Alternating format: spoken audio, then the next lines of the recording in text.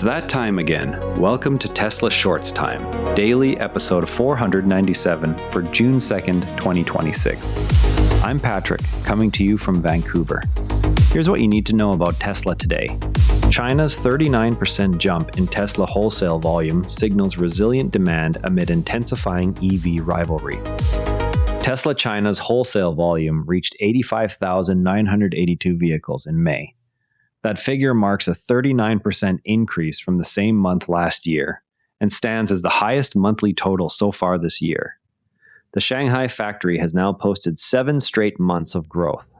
Cumulative volumes through May already exceed the pace set in both 2024 and 2025. The results point to steady factory output even as local electric vehicle competition intensifies. While China shows clear demand strength, a different picture emerges when we look at Tesla's robotaxi rollout progress.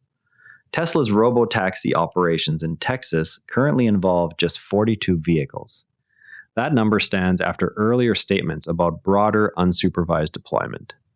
The self-certification path allowed faster market entry than traditional regulatory routes.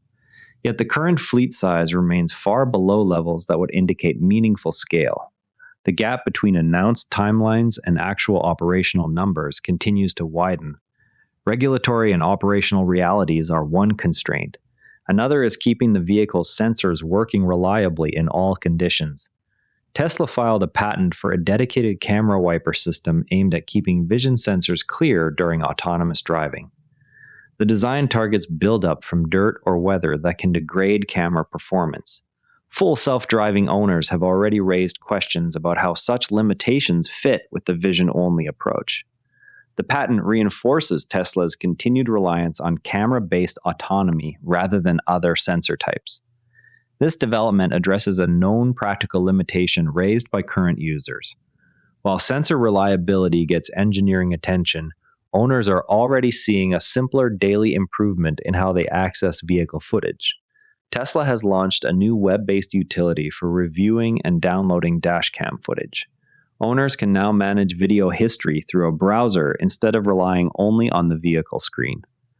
The tool directly addresses a common complaint about access friction. Early users report faster retrieval of historical clips compared with the previous process. The change removes a frequent point of inconvenience for footage management.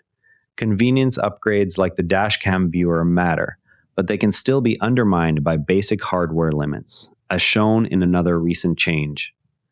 The Tesla Model YL wireless charger includes active cooling to prevent overheating during extended sessions. Non-cooled versions in other markets have drawn complaints about throttling and longer charge times. The cooled design maintains consistent power delivery without those interruptions. Vertical integration allows Tesla to iterate on both the charger hardware and the vehicle's thermal management software together. Future models could adopt the cooled approach as standard if it performs well. Hardware fixes like cooling also support longer-term manufacturing commitments elsewhere. The head of Giga Berlin stated that vehicle production at the site will continue for a very long time. The comment arrives alongside recovering European registrations. The plant maintains output amid broader sales momentum across several EU markets. It signals sustained investment in the German facility. That long-term European commitment pairs with strong results in one of the continent's most mature EV markets. Tesla led registrations in Norway's already electric vehicle heavy market last month. Toyota and Volkswagen placed behind in the rankings. The result continues Tesla's strong position in one of Europe's most advanced electric markets. Now, one thing worth watching is the gap between earlier robotaxi promises and current operational reality. Texas robotaxi operations currently stand at just 42 vehicles, despite earlier broad deployment claims. The gap between announced timelines and actual fleet size continues to widen. Regulators and competitors are watching whether certification shortcuts translate into meaningful scale.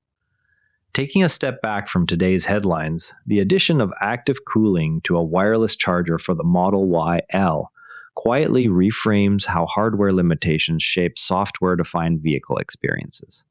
Owners have long reported overheating during extended sessions with non-cooled units. turning what should be a seamless feature into a recurring inconvenience. The engineering choice to add cooling suggests that even small physical constraints can limit the perceived reliability of convenience technologies. Data from owner forums and early reports on the non-cooled chargers show temperature-related throttling that extends charge times and reduces effective usability. In contrast, the cooled version maintains consistent power delivery without those interruptions. This difference matters because wireless charging is positioned as a premium convenience. Any friction here undercuts the value proposition relative to simpler plug-in alternatives. Tesla's vertical integration gives it a direct path to iterate on both the charger hardware and the vehicle's thermal management software in tandem. By addressing the issue at the component level rather than through software workarounds, the company can preserve the original convenience promise while scaling the feature across future models. The next data point to watch is whether this cooled design appears on refreshed vehicles outside China and how quickly it migrates to other charging accessories. Keep an eye on further European registration updates and any movement in the Texas robotaxi fleet size over the coming weeks. That's your Tesla news for today. TSLA closed at $421.14, up $5.26, 1.3%. If you found this useful, a rating or review on Apple Podcasts or Spotify really helps new listeners find the show.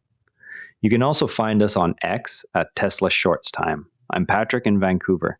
Thanks for listening, and I'll see you tomorrow. And before you go, this show is part of the NARA Network, a family of daily podcasts covering tech, science, markets, and more. If you enjoyed today's episode, give Fascinating Frontiers a listen, the most fascinating news from space and science. You can explore the whole lineup at naranetwork.com. This episode used AI voice synthesis of my voice. Editorial selection and analysis are my own.